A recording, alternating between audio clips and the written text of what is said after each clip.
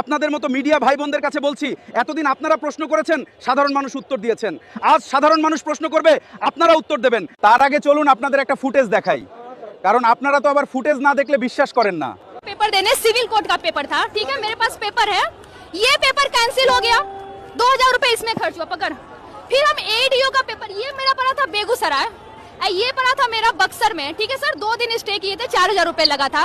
और आप बिलीव करेंगे सर, दोनों का दोनों पेपर कैंसिल हो गया। क्या करें हम लोग सर? सर खान सर की शादी लीक नहीं होती है और यहाँ पेपर लीक हो जाता है, मतलब शर्म तो है ही नहीं यहाँ के बिहार सरकार में। क्या करें सर? এবার বলুন, এই বোনের মতো যেসব গরিব বাড়ির ছেলে মেয়েরা এক্সাম দিতে এলো হাজার হাজার টাকা খরচ করে, তারা শেষ মেশ একটা হতাশ নিয়ে বাড়ি ফিরলো, কি পেপার ক্যান্সেল। আচ্ছা, এইসব ছাত্রছাত্রীদের স্বপ্ন ইচ্ছা শক্তি যে নিমেষের মধ্যে ভেঙে দেওয়া হচ্ছে, এগুলো কি ঠিক? তাহলে এই সব যে সমস্যা সৃষ্টি হচ্ছে, এর দায়ী কে? আচ্ছা, আপনারা ত্রিপোর্টার, তার মানে শিক্ষিত মানুষ সবাই এখানে, এই সব মূল্যবান এক্সামের পেপারগুলো কি করে লিক হয় বলুন তো? এক্সাম ব্যবস্থার এমন হাল কেন?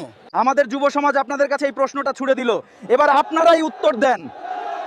আজ আপনাদের কাছেই যুব